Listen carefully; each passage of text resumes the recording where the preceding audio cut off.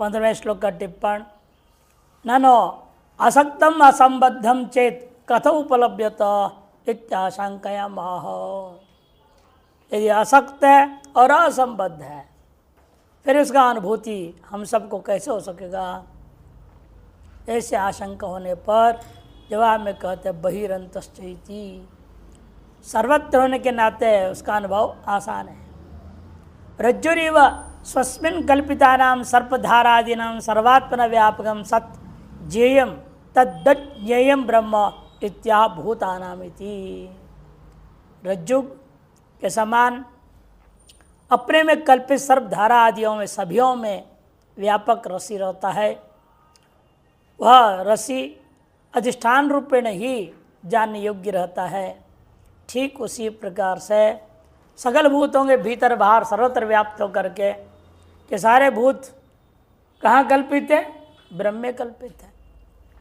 इस रस्सी में सर्प धारा आदि कल्पित है, उसे ब्रह्म में सब कल्पित है। कल्पित वस्तुओं में व्याप्त होता है कल्पना का अधिष्ठान, अतएव रस्सी के समान ब्रह्म भी सर्वत्र अनुभव करने योग्य है। हर एक कल्पना में वही है, अधिष्ठान रूपेण है, उसके बिना कल्पना ही नहीं हो सकती है। इसको दूसरे शब्दों में कल भी याद दिलाया था, प्रतिबोध विदितम मतम कहा गया। सूक्ष्म सूक्ष्मतरम नित्यम, फिर क्यों नहीं अनुभव में आता है? तो बार बार कहा जाता है वह सूक्ष्म है। सूक्ष्मात सूक्ष्मतरम, जो संसार में जिसे सुख समझते हो उससे भी वो सूक्ष्म है। अतएव वह अनुभव में नहीं आता आसानी से। नित्यम इति च श्रुते तस्मात् अविशांत तद्विज्ञेयम विदुषांत तज्ञेयम आत्मत्वेनैव। इसलिए अविद्वानों के लिए तो अविज्ञेय रह जाता है और विद्वान के लिए वह आत्मरूपिणी ज्ञेय हो जाता है। अतएव अविदुषाम दूरस्थत्वेपि विदुषाम अंत के तत्। इसलिए अविद्वान के लिए दूरस्थ होते भी विद्वान के लिए वह अत्यंत समीप है। श्रुतिरपि एवं एव आहा तद्दूरे तद्वंतिके तदंतरस्य सर्वस्य तद्वस्य सर्वस्यास्य बाह्यते इति। ईशावास्य उपनिषद। तथा दूरासु दूरे तदिहांतिके च पश्यत्सु एव निहितं गुहायाम, मुंडकोपनिषद में भी। इसी स्मृति में भी कहा ज्ञानस्याभ्यंतरे ज्ञेयं माधुर्यं पयसो यथा। ज्ञान के भीतर वह ज्ञेय ब्रह्म सर्वत्र देखेगा, उसी प्रकार जिस तरह दूध में उसका मिठास व्याप्त रहता है। भाष्यकार अवतरण का मित्र नहीं कहते हैं किंच, और इस तरीके से भी उसको जाना जा सकता है। क्या है तरीका? बता रहे हैं। संक्रांति अपने अवतरण का में कहते यदुक्तम अचरम चरमेव चैति ब्रह्मण सर्वात्मकत्वम तन्ना। जो आपने अचरम चरमेव च कहते हो ब्रह्म को सर्वात्मक कह दिया, ये ठीक नहीं है। पूर्व पक्ष शंका कर रहा है। क्यों? सर्वत्र लक्षण अदर्शनात्, चर और अचर सभियों में ब्रह्म का लक्षण नहीं दिखाई दे रहा है। सर्वत्र सच्चिदानंद लक्षण दिख रहा है क्या? न चर में दिख रहा है, न अचर में दिख रहा है, किसी में भी सच्चिदानंद रूपता नहीं दिख रहा है। निर्वैवत्वादि लक्षण भी नहीं दिख रहा है। सब सावयव, चर भी अचर भी सबसे है, सावयव है। सब अनित्य, नित्यत्व भी नहीं दिखाई दे रहा है। इसलिए शंका हुई है यहां। तल्लक्षण आदर्शनात् जंगमेश्व एव प्राणी शरीरेशो अहम मम इदम इत्यादि वेदना लक्षणम चेतनत्वम अवगम्यते है। क्यों? हेतु बता रहे जंगमों में ही अर्थात प्राणी शरीरों में अहम मम इदम इत्यादि वेदन रूपा चेतनत्व मालूम होता है, न तो स्थावर देहेशु, स्थावर देहों में से नहीं दिखता है। अतः परिच्छिन्नम एव ब्रह्म, इसे जंगमों से परिच्छिन्न ब्रह्म है, स्थावरों से युक्त नहीं है ब्रह्म। इत्याशंकायाम सिद्धांत न ब्रह्मण परिपूर्ण सेव प्राणाम अंतःकरणेशु अतिनुलेशु स्फूर्तिर न तो तदतिरिक्तेशु। वास्तव ब्रह्म की स्फूर्ति चेतन रूपेण सत्ता रूपेण जो अनुभव में आ रहा है वो केवल उपाधि का सामर्थ्य विशेष के ऊपर निर्भर है। कोई भी उपाधि हो जो साफ है वहाँ और भान होगा, नहीं तो नहीं होगा। विशिष्टता से भान हो जाता है। जैसे दीवार है, चेहरा दिखता नहीं, पानी डाल दो, जब तक पानी का वहाँ पर एक परत बना हुआ है तब तक आपको चेहरा दिखेगा, नहीं तो नहीं दिखेगा। एक विशिष्ट उपाधि पैदा करना पड़ा, कांच है, नहीं दिखेगा, आर पार हो जाता है। अब पीछे में एक परत लगा दिया पारे का पानी का, तब वो दर्पण नाम हो गया, उसको दिखाई देने लग गया। सर ब्रह्म तो सर्वत्र आर बार है, इससे कोई संशय नहीं। इन भान होने के लिए उपाधि का सामर्थ्य होना चाहिए। जंगम में एक अंतःकरण नाम की उपाधि, उसे बुद्धि नाम का तत्व है जिसमें वह प्रतिबिंब अनुभव में आता है। अस्थावर में चीज न होने से अनुभव में नहीं आता, इतना ही फर्क है। यदि भ्रमण परिपूर्ण से परिणाम अंतःकरणेषु, प्राणियों का अंतःकरणों में। कैसे है अंतःकरण? अति निर्मलेषु, वे अति निर्मल में। नहीं तो आगे अपने आप को मूढ़ और अज्ञानी जड़ अपने आप को मान रहा है। चेतन आदमी भी गांव गाता है उधर हम तो गंवार हैं बोलते हो, अपने आप को कुछ समझते ही नहीं। कहते हैं अरे हम क्या है, हम तो कुछ नहीं है, हम तो अनपढ़ है। मैंने अपनी चेतनता को इनकार कर देता है। हम पूर्ण ब्रह्म कौन मान रहा है? पढ़े लिखे भी नहीं मान रहे, अनपढ़ क्या मानेगा? इसलिए अंतःकरण की निर्मलता के ऊपर निर्भर है आप उस आत्मा को ब्रह्म रूप में स्वीकार करते हैं कि नहीं करते हैं। स्फूर्ति निर्मल अंतःकरण में ही चेतनता अनुभव में आती है, न तो तद अतिरिक्त जो है समल अंतःकरणों में और जड़ों में वह अनुभव में नहीं आता। यथा सर्वगतस्यापि आकाश निर्मलेषु जलादिषु एव प्रतिबिंबता, सर्वगत व्यापक जो आकाश है नक्षत्र तारा आदियों के सहित तो निर्मल जल में उसका प्रतिबिंब पड़ता है, समल जल में नहीं पड़ता। यथैव आतपाग्ने है सर्वगतस्यापि सूर्यकांतेषु एव स्फुरणम। आतप है, अग्नि है, आतप में भी अग्नि है। ये जो धूप का किरण आ रहे हैं इनमें भी आग है, लेकिन आग कहाँ दिख रहा है? नहीं दिखाई देता है। लेकिन आप और लेंस को क्या नाम है? एक कांच होता है ना विशेष, उससे सारा किरण यूं करके आता है, यूं जाता, आग जलता है। किरणों में यदि अग्नि ना होता वो कांच के उसमें अग्नि पैदा कर दे रहा है। कांच ने अग्नि को पैदा नहीं किया, कांच के लिए उपाधि था किरणों विद्यमान अग्नि को प्रकट होने में, अभिव्यक्त होने के लिए। उसी को सूर्यकांत संस्कृत में है सूर्यकांतेषु एव स्फुरणाम। सर्वगत उन आतप विद्यमान अग्नि का सूर्यकांत जो द्वारा ही उसका स्फुरण होता है, एक उपाधि विशेष के द्वारा प्रकट हुआ, अभिव्यक्त हुआ है। अन्यथा सर्वत्र व्यापक है, आग है, महसूस भी होता है ना। गर्मी के दिनों में धूप से महसूस नहीं होगा, पसीने छूट रहे हैं, बोलते बाहर तो आग लगा हुआ है। ऐसे लोग व्यवहार में बोलते हैं, शब्द बोलते हैं, इतनी गर्मी तेज हो गई है लगता आग ही लगा हुआ है। लेकिन साक्षात अग्नि तो है नहीं, चमड़ा तो नहीं जला रहा। लेकिन अब जलाने का अभिव्यक्ति बिना सूर्यकांत का नहीं हो सकता। ठीक उसी प्रकार यहाँ पर भी बिना शुद्ध अंतःकरण बुद्धि के बिना आपके बिना आत्मा की चेतनता का स्वयं में अनुभव नहीं हो सकता। यथा सर्वतस्यापि रूपस्य चक्षुषोपलम्ब होना चाहिए। हाँ, चक्षुषा उपलम्भो, रूपस्य चक्षुषोपलम्भो न तो अन्यत्र। सर्वगत होते हुए भी रूप को जो है चक्षु के द्वारा ही उपलब्ध होता है। चक्षुषोपलम्भो इसको बनाओ, वो ठीक होगा। न तो अन्यत्र, अन्यत्र होता नहीं है। इतने मास न तैवता अमुष परिचित संभवती, इतने में से रूप का परिच्छेद कर दोगे क्या? परमाणु सर्वत्र है, तेजस परमाणु, अच्छा सर्वत्र रूप है, लेकिन घड़े आदि में ही रूप दिख रहा है, तो रूप परिच्छिन्न हो गया? रूप तो व्यापक ही रहेगा। तद्वत यहाँ पर भी आप अमुष्य मने इस आत्मा ब्रह्म का भी परिच्छेद नहीं कर सकते। तथा ब्रह्मणोपि परिच्छिन्नवद भानम न तत्प्रामाणिकम परिच्छेदम माना भावात। इस तरह से बुद्धि अंतःकरण आदि में, हृदय पे गुफा में उस ब्रह्म का अनुभूति होने पर भी उसका परिच्छिन्न नहीं माना जा सकता। ब्रह्मणोपि परिच्छिन्नवद भानम, परिच्छिन्न के समान भान होता है, लेकिन न तत्प्रामाणिकम परिच्छेद है। इन परिच्छेद में कोई प्रमाण न होने से, हृदय आदि परिच्छिन्न देश में ब्रह्म का अनुभूति होने से ब्रह्म परिच्छिन्न यह कहना उचित नहीं होता।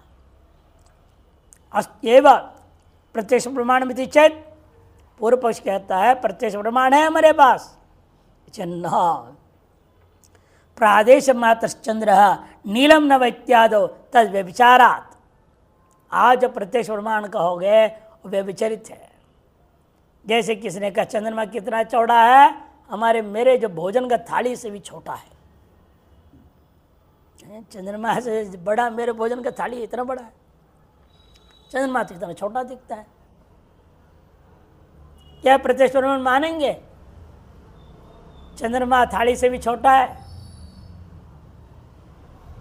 प्रादेश मात्र चंद्र नीलम नभः, सर्वानुभव आकाश क्या है? नीलिमा रंग दिखता है। क्या आकाश में नीलिमा रंग है? वह नीलिमा केवल जल के अंश के कारण से दिखाई देता है। सूर्य के प्रकाश जो जलांश आर पार होता है तो वो नीला नीला दिखता है। अविशेष जो है तरीके से जब आर पार होता है तब आप देखते हैं सातों रंग दिखता है। रेनबो बोलते हैं ना, इंद्रधनुष। अति प्रकाश का जल से आर पार होने से ही नील रंग दिख रहा है। वास्तव में वो आकाश का अपना रंग नहीं है।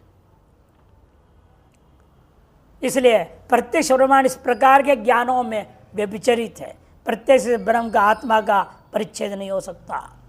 यदल्पम तन्मर्त्यम, श्रुति भी कहती है छांदोग्य उपनिषद, यदल्पम तन्मर्त्यम भूमैव तु सुखम कहा। यदि न्यायेन परिच्छिन्नत्वे तो अनित्यत्व प्रसंगात, और इस युक्ति के आधार पर यह सिद्ध होता है यदि आप ब्रह्म को अल्प मानोगे, परिच्छिन्न मानोगे, फिर तो अनित्य होने लगेगा।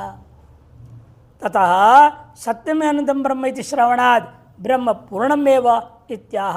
सत्यम ज्ञान अनंतम ब्रह्म कह दिया है, इस श्रवण से स्पष्ट है ब्रह्म पूर्ण होता है। उसी बात को मन में रखते हुए स्मृति कह रही है, अविभक्तं च भूतेषु विभक्तम् इव च स्थितम् भूत भर्तृ च ज्ञेयम् ग्रसिष्णु प्रभविष्णु च। अविभक्तं च भूतेषु विभक्तम् इव च स्थितम् भूत भर्तृ च ज्ञेयम् ग्रसिष्णु प्रभविष्णु च। अविभक्तं च भूतेषु, वह भूतों में अविभक्त है। विभक्तम इव च स्थितम, लेकिन विभक्त के समान अनुभव में आता है। अनेक आत्माएं हैं ऐसा अनुभव में आ रहा है। जितना शरीर उतनी आत्मा। इसलिए सांख्य लोग भ्रमित हो गए, अनंत पुरुष कह दिए। बद्ध मुक्त पुरुष अनंत है। कि विभक्त के समान जो स्थित है उसको पारमार्थिक मान लिया उन्होंने, इव को हटा दिया, विभक्तम एव स्थितम कर दिया। और वास्तव विभक्तम इव स्थितम, और वही आत्मा स्थिति काल में इन सब भूतों का भरता है। भूत भर्तृत ज्ञेयम, वह ज्ञेय ब्रह्म इन भूतों का भरता है स्थिति काल में, और प्रलय काल में सबको ग्रसन करने वाला है। ग्रसिष्णु च, और उत्पत्ति काल में प्रभ विष्णु च, विष्णवे प्रभ विष्णवे इसलिए कहा। शांकर भाष्य अविभक्तं च प्रतिदेहम व्योमवत तत् एकम, वह प्रतिदेह में आकाश के समान वह एक है अविभक्त होने के कारण। भूतेषु मन सर्व प्राणिषु विभक्तम इव च स्थितम देशु एव विभाव्यमानत्वात्, और सकल प्राणियों में विभक्त के समान स्थित है कि देहों में ही वह प्रकाशित होता है, विभाव्यमान है, अनुभूयमान होता है। अतः तीनों ही काल में वह है। किस काल में कैसा है? भूत भर्तृ च भूतानि विभर्तीति तज्ञेयम् भूत भर्तृ च स्थिति काल। स्थिति काल में इन सभी भूतों का भरण पोषण करता हुआ, संरक्षण करता हुआ, धारण किया हुआ है वो। प्रलय काले ग्रसिष्णु न ग्रसनशील इत्यर्थ। ग्रस धातु स्नुच प्रत्यय तच्छील अर्थ में होता है। इसे ग्रसनशील, ग्रसन करने के स्वभाव वाला है। उत्पत्ति काले प्रभविष्णु च, प्रभविष्णु प्रभवनशीलम इत्यर्थ। उत्पन्न होने के स्वभाव से युक्त अगर उत्पत्ति काल में वह अनंत रूप धारण करता हुआ दिखाई देता है। यथा रज्ज्वादि सर्पादेर मिथ्या कल्पित से थी, जैसे रज्ज्वादि सर्पादि मिथ्या कल्पित का अधिष्ठान रूपेण भिन्न रूपेण एक रूपेण सर्वत्र भान होता है, उसी प्रकार से है।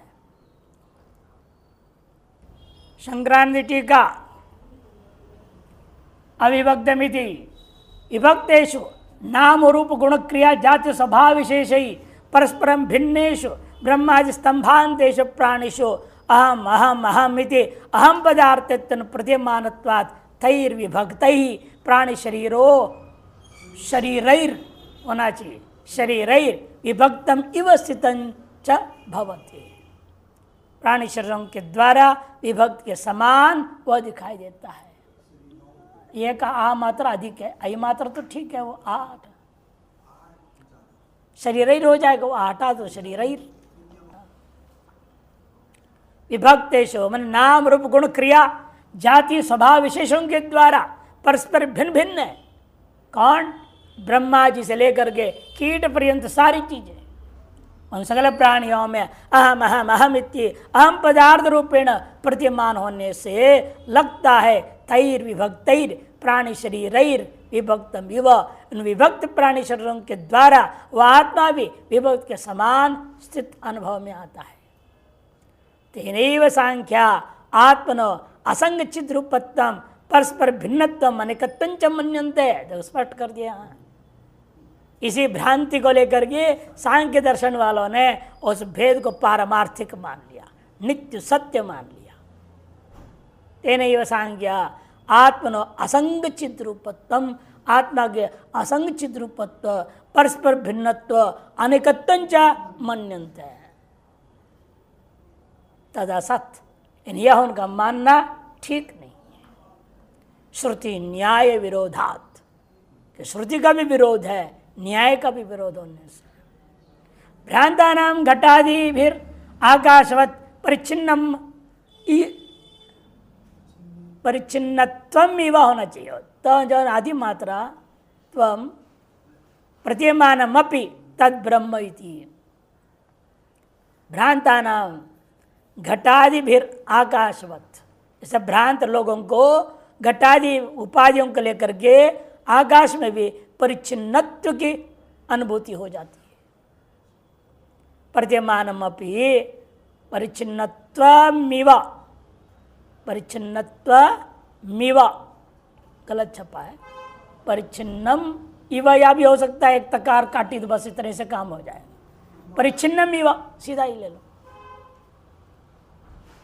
भ्रांत पुरुषों को घटादि के माध्यम से आकाश आदि परिच्छेद जैसा अनुभव में आता है, उसी प्रकार से वह ब्रह्म स्वयं स्वरूपेण अविभक्तम एवं स्वयं स्वरूपेण अविभक्त होते हुए भी, जैसे वह ब्रह्म स्वयं स्वरूपेण अविभक्त होने पर भी अविभक्तम एवं न तो भूरि विभक्तुम शक्यते, भूतों के उसको विभाग करना संभव नहीं है। निरवयत्वात् अति सूक्ष्मत्वात् अविषयत्वाच्च, कि निरवय वो अति सूक्ष्म है, वो किसी भी इंद्र का विषय नहीं है। वो तैर विभक्तत्वे सावयवत्व अनित्यत्व दोष प्रसंगात, यदि इनके द्वारा ब्रह्म भी विभक्त होने लग जाए फिर वो भी सावयव हो जाएगा, अनित्य हो जाएगा, इत्यादि अनेक दोषग्रस्त हो जाएगा। सर्व प्रपंच स्फूर्ति अभाव प्रसंगाच, सर्व प्रपंच में स्फूर्ति के अभाव की प्रसक्ति हो जाएगी। श्रुति विरोधश्च प्रसिद्ध है, श्रुति के साथ विरोध भी हो जाएगा। यतः एको देव सर्वभूतेषु गूढ़, श्रुति कह रही है एक देव है, सकल भूतों में छपा हुआ है। आकाश व सर्वगतश्च नित्य, आकाश के समान वह सर्वगत है, वह नित्य है। पूर्णम पुरुषेण सर्वम कह दिया, पुरुष के द्वारा सब कुछ पूर्ण है। तदेत ब्रह्म अपूर्वम अनपरम इत्यादि, वह यह जो ब्रह्म है कार्य कारण भाव से रहित है। इत्यादि श्रुतियों ब्रह्मण एकत्वम सर्वगतत्वम नित्यत्वम अद्वितीयत्वं च नियमेन प्रतिपादयन्ति, प्रतिपादयन्तो, ये कार्य नहीं होनी चाहिए। आगे अविभक्तम है ना, ये यकार अधिक है। प्रतिपादयन्तो, यतो हो गया ना, वह यकार नहीं होनी चाहिए। प्रतिपादयन्तो, प्रतिपादन करते हुए, श्रुति बहुवचन है इसलिए बहुवचन वो ठीक है। प्रतिपादयन, प्रतिपादयन्तौ, प्रतिपादयन्तः बहुवचन इत्यादि श्रुतयो प्रतिपादयन्तः अविभक्तम एव प्रतिपादयन्ति, ऐसा अर्थ नहीं है। इसलिए अविभक्त का ही वो प्रतिपादन कर रहे हैं। सर्व प्रकाशकत्वेनापि अविभक्तमेव भवति, इतना ही नहीं, सर्व प्रकाशक होने के नाते भी वह अविभक्त ही है, समझो। सौरालोकेन अविभक्ते नैव खलु विभक्तम घटपटादि भाष्यम सर्वं व्याप्य ब्रह्मांडम प्रकाशते न तो विभक्तेन। जैसे सौर का आलोक है, सूर्य का प्रकाश है, वह एक होने पर भी अविभक्ते नहीं, वह खलो होते हुए भी विभक्त होकर मानो घटपट आदि का प्रकाशन करता हुआ सर्वं व्याप्य, सभी को व्याप्त करता हुआ संपूर्ण ब्रह्मांड को यह प्रकाशित कर रहा है। ब्रह्मांड में वो प्रकाशित है, न तो विभक्ति ना। हर एक वस्तु को प्रकाशन करने के लिए क्या सूर्य 100 टुकड़े हो जाएगा क्या? अलग अलग टुकड़े, अनंत टुकड़े हो जाने पड़ेंगे। हर एक को प्रकाशन अलग अलग चाहिए। जैसे कई दुकानों में आप देखेंगे घुसो तो क्या होता है, फोकस लाइट बोलते हैं, लगा रखते हैं। हर एक के पर सैकड़ों लाइट लगाना पड़ता है उनको। एक ट्यूबलाइट लगा देंगे तो प्रकाशन होगा, लेकिन वो जो चमक का करके आपको धोखा देने के लिए प्रत्येक में लाइट चाहिए ना, डायरेक्ट फोकस लाइट छोड़े। अधिकतर ये स्वर्णकारों के दुकानों में ये देखने को मिलता है, सोने वाले दुकानदार, नहीं तो आभूषण चमकेगा नहीं, विशेष छोड़ेंगे। हर एक पे एक लाइट छोड़ते हैं। इस सूर्य को क्या इसी प्रकार से हर एक को चमका के प्रकाशन अलग अलग अलग सूर्य होना पड़ेगा क्या? टुकड़े टुकड़े टुकड़े। उसकी विनाई, उसकी सामर्थ्य है, पूरे ब्रह्मांड को प्रकाशन करता है। एक रहते हुए भी केवल अपने विभक्त के समान किरणों के द्वारा सबका प्रकाशन कर देता है। इतना ही नहीं, न तो विभक्तेन तथात्वे सर्वत्र सर्वेषां सर्वपदार्थ स्मरण असंभवात्। यदि वह टुकड़े टुकड़े होने लग जाए फिर तो सर्वत्र सभीयों के लिए सभी पदार्थों का स्मरण असंभव हो जाएगा। तद्दत् ब्रह्मणापि अविभक्तेनैव बहिरन्तस्य सर्वतोव्याप्तेन स्थूलं सूक्ष्मं च अव्यक्त महदादि दृश्यम सर्वं प्रकाश्यते। उसे वह ब्रह्म भी अविभक्त रहते हुए ही भीतर बाहर सर्वतः व्याप्त होकर के स्थूल हो सूक्ष्म हो अव्यक्त से लेकर के महदादि संपूर्ण दृश्य को प्रकाशित करता है। परिच्छिन्नत्वे बाह्य पदार्थ भाना भाव प्रसंगाद भाति सर्वत्र सर्वम सर्वस्य। परिच्छिन्न यदि होता बाह्य पदार्थ का भाना भाव हो जाता, लेकिन भाति सर्वत्र सर्वम सर्वस्य, सभी को ये प्रति सभी वस्तुओं का सर्वत्र प्रकाशन करता है। इस श्रुति ने कहा तस्य भाषा सर्वमिदं विभाति इति श्रुतः है। तथैव विभक्तम इव च स्थितम इत्युक्तम भगवतापि। इसे भगवान के द्वारा बात कह दिया गया, विभक्त के समान वह स्थित है। तेन ब्रह्म अपरिच्छिन्नमेव इति सिद्धम। इसे ब्रह्म अपरिच्छिन्न है, ये बात सिद्ध हो गया। तथैव ब्रह्मणो अपरिच्छिन्नत्व अद्वितीयत्व सिद्धये जगत प्रवृत्तत्व सूचयति। ब्रह्मणो अपरिच्छिन्नत्व और अद्वितीयत्व, इन दोनों बातों की सिद्धि के लिए जगत के ब्रह्म जो है विवर्त है जगत, तो यह बात सिद्ध करने के लिए सूचित करते हैं प्रभु विष्णु इत्यादि ना भूत भर्तृ तज्जेयम इत्यादि से प्रभु विष्णुति। अज्ञान दशायां तदेव ज्ञेयं ब्रह्म अध्यात्मादि रूपेण प्रभवितुम रज्जुरिव आरोपिताकारेण प्रत्येतुम शीलम अस्य अस्ति इति प्रभु विष्णु। तच्छील अर्थ में पहले प्रविष्णु शब्द को ले रहे हैं कि उत्पन्न होने के बाद स्थिति, भले श्लोक के लिए पहले स्थिति लिया, फिर प्रलय, फिर उत्पत्ति सृष्टि लिया, क्रम श्लोक में अलग है। इन्होंने उत्पत्ति आदि क्रम से पहले सृष्टि, फिर स्थिति, फिर प्रलय, उसी हिसाब से ले रहे हैं। इसे प्रविष्टु को पहला ले लिया।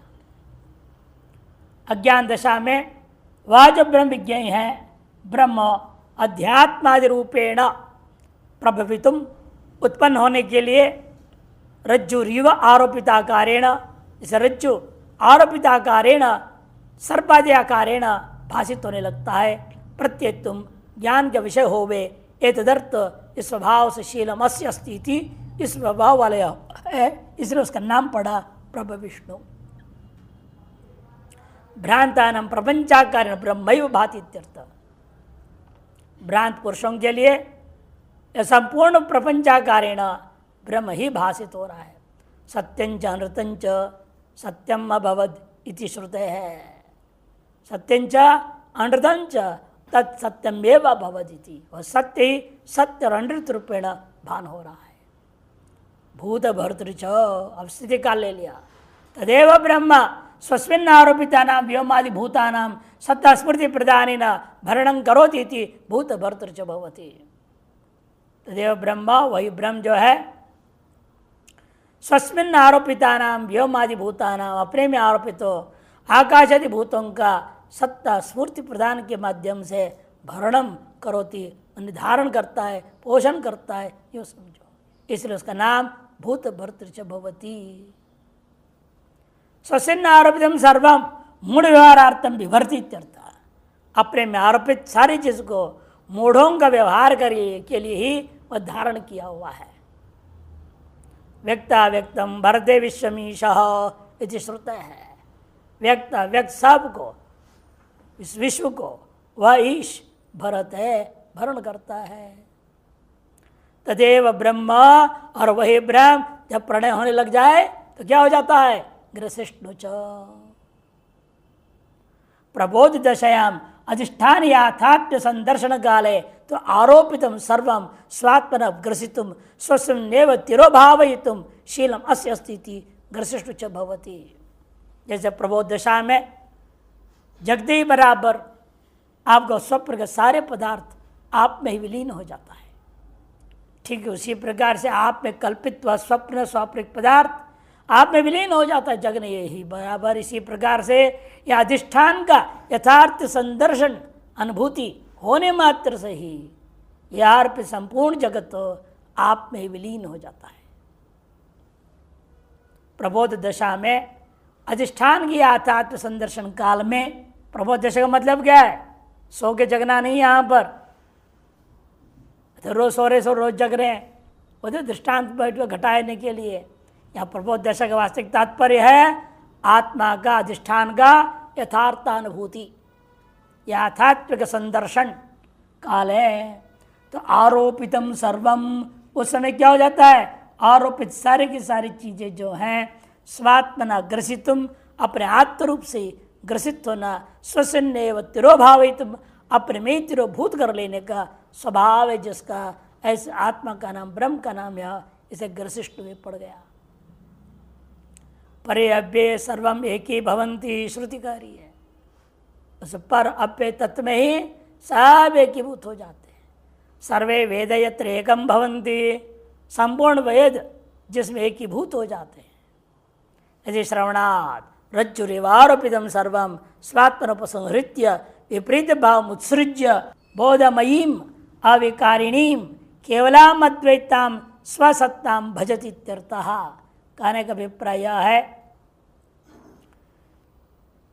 रज्जु के समान आरोपित सबको अपने विलीन करना का तात्पर्य स्वात्मनोपसंहृत्य विपरीत भाव उत्सृज्य, अपने आत्म पर सबको विलीन करने का मतलब है विपरीत भाव को परित्याग कर देना और अपने आप में बोधमयीम अविकारिणीम केवलाम अद्वैताम स्वसत्ता, बोधमयी है, अविकारी है, केवल अद्वैतात्म्य का अपनी सत्ता के रूप में वह अनुभव करने लगता है, तद्रूपेण अवस्थित हो जाता है, उसी का सेवन करता है, इसलिए भजति कह दिया। टिप्पण यदुक्तम सर्वम में आवृत्ति तिष्ठती थी तदेव विवृणोति, 13 में जो कहा था सर्वम आवृत्य तिष्ठति, उसी को और विस्तार से समझा रहे हैं। प्रतिदेह आत्मभेद निराशाय पूर्वोक्त से उपादनाय च, केवल उसका विवरण करना इतना ही नहीं है, साथ साथ प्रतिदेह में आत्मभेद जो है माना जाता है उसे खंडन करके पूर्वोक्त जो अद्वैत है उसी को उपादन करने के लिए अविभक्ति मिथ्या श्लोक आरंभ हुआ। आत्मभेदे माना भावात श्रुति विरुद्धत्वाच्च, आत्मभेद में कोई प्रमाण नहीं है और श्रुतियों का विरोध भी है। कौन श्रुति विरुद्ध है?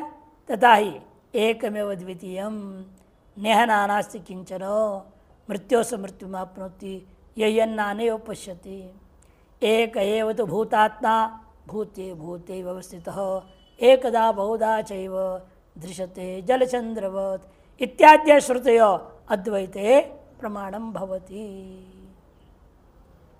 किंच, भाष्यकार अवतरणिका में कह रहे हैं किंच सर्वत्र विद्वान नोपलभ्यते चेत ज्ञेयम तमस्तर्हि। पूर्व पक्षी कहता है यदि सर्वत्र विद्यमान है फिर भी हमें उपलब्ध नहीं होता है, इसका मतलब क्या है? वो अंधकार के समान है, शून्य है, तर्हि तमा एव तत्, फिर तो अंधकार के समान है। रात में देख लो सर्वत्र व्याप्त अंधकार, लेकिन कहीं पकड़ में नहीं आता, प्रकाश के अभाव महसूस हो रहा है, इन अंधकार रूप एक भाव पदार्थ ग्रहण हो रहा है, किसी को पकड़ में आता है नहीं, किसी भी इंद्रिय का विषय नहीं है वो। इसलिए ब्रह्म भी यदि इसी प्रकार उपलब्ध नहीं हो रहा है तो वो अंधकार ही मानना उसको। किंतरी फिर क्या है वो ब्रह्म? ज्योतिषाम अपि तज्ज्योति ही कहेंगे। संक्रांति अवतरणिका प्रविष्टुत्वादेर ब्रह्म लक्षण से प्रकृतेरपि अव्याकृत संभवात, कहते आप जो कहे हैं सृष्टि स्थिति लय, ये तो प्रकृति में भी घट सकता है। सांख्यों का एक ही प्रकृति है, वो अनेक रूप हो जाती है और फिर सबको अपने में समेट लेती है।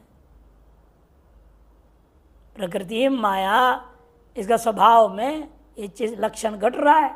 आपने जगह भूत भर्ति तज्ञेयम ग्रसिष्णु च प्रभ विष्णु च, ये तो प्रकृति में भी घट रहा है। अव्याकृत संवाद, अव्याकृत में घटना संभव है। तस्यापि ब्रह्मत्वे प्राप्त है। इसलिए वह प्रकृति माया जो अव्याकृत है उसमें भी ब्रह्मत्व प्राप्त हो जाएगा। लक्षण घट रहा है आपका। परत्वादि विशेषण परिहरन ब्रह्मण अवगत्यर्थम, इसे परत्वादि विशेषणों के द्वारा उसका परिहार करते हुए ब्रह्म का अवगति करना आने के लिए स्वरूपम तत्प्राप्ति नियत साधन तदुपलब्धि साधन च बोधयति, उसकी अवगति कराने हेतु उसके स्वरूप एवं साथ साथ उसके प्राप्ति के नियत जो साधन है और अनुभूति का जो साधन है वह बताने के लिए ये अगला श्लोक आरंभ करते हैं। उस उपलब्धि का स्थान कौन है वो भी बता देंगे। हृदय में उपलब्ध होता है। साधन और स्थान सहित स्वरूप का वर्णन करना है। ज्योतिषामपि तज्ज्योतिः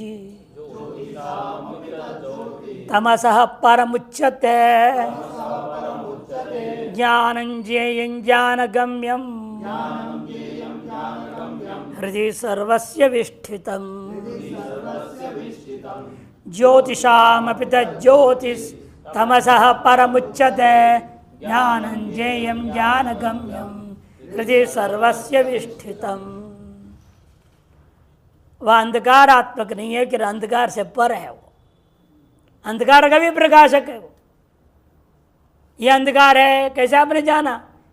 किसने इस अंधकार को प्रकाशन किया तब ना आपने जाना है। वह अंधकार का भी प्रकाशक है। सूर्य आदि का प्रकाश अंधकार के विरोधी है। दीपक का भी प्रकाश अंधकार के विरोधी है, लेना आत्म प्रकाश अंधकार का विरोधी नहीं है। यह आत्म प्रकाश से अंधकार का प्रकाशन हो रहा है। इसलिए कहते हैं तमसा परम उच्चते, जिसलिए तम से परे है इन सकल ज्योतिर्मय पदार्थों का भी अंदर वह ज्योति रूपेण व्याप्त हुई है। ज्योतिषामपि तत् ज्योति, वही ज्ञान है, वही ज्ञेय है, वही ज्ञान की तरह गम्य है। ज्ञानं ज्ञेयं ज्ञानगम्यं च तद ब्रह्म एव। अरे ज्ञान ज्ञेय और ज्ञानगम्य विषय रूपेण कहाँ, ज्ञेय रूपेण कैसे अनुभव में आ रहा है? कहते हृदय सर्वस्य विष्ठितम, सभी के हृदय में प्रविष्ट होकर के। धिष्ठितम भी पाठ भेद है, टीका में आएगा। विष्ठितम की जगह पर धिष्ठितम, अधिष्ठितम, हृदय अधिष्ठितम, अधिक के बिना अधिष्ठितम बोल दिया। ऐसे भी विष्ठितमिति, विषय प्रवेश ने धातु लेंगे विष्ठितम हो जाएगा।